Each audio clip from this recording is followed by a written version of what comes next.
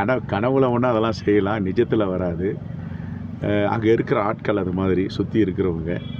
அதனால் எல்லாமே சாதாரணமாக நேற்று முளைத்த காளான்களெல்லாம் தமிழ்நாட்டை ஆள முடியாது. தமிழ்நாட்டுக்கென்று பாரம்பரியம் இருக்கிறது, தமிழ்நாட்டுக்கென்று கலை, கலாச்சாரம், இலக்கணம் எல்லாம் இருக்கிறது. எல்லோரும் எம்ஜிஆராகவும் என்டிஆராகவும் ஆகிவிட முடியாது. இந்த தேர்தலில் வாக்குகள் சில சதவீதம் எடுப்பார்கள்.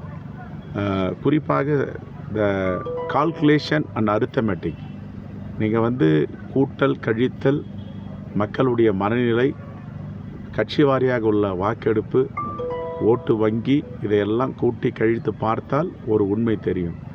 குறைந்தபட்சம் 40 விழுக்காடுக்கு மேல் திராவிட முன்னேற்ற கழகத்தின் தலைமையிலான கூட்டணி வாக்கு வங்கி இருக்கிறது. நான் சொல்கிறது 50ன்னு மிகப்படுத்தி சொல்லலை, 42.65ன்னு ஒரு கணக்கு வந்துச்சு.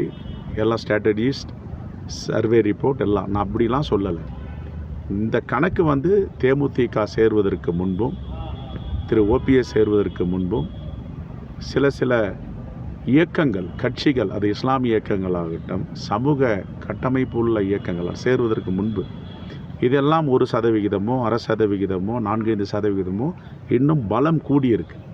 நான் சொல்வது குறைந்தபட்சம் ஒஸ்ட் கம் ஒஸ்ட் என்று சொல்லுவார்கள், 40 விழுக்காடுக்கு மேலே வாக்கு வங்கியை கொண்ட கூட்டணி தான் திராவிட முன்னேற்ற கழகத்தின் தலைமையிலான மதச்சார்பற்ற முற்போக்கு கூட்டணி. இந்த 40 விழுக்காடை தொடும் அளவிற்கு எந்த கட்சிக்கு வாக்கு வங்கி இருக்குன்று நீங்கள் புரிந்து கொள்ள வேண்டும்.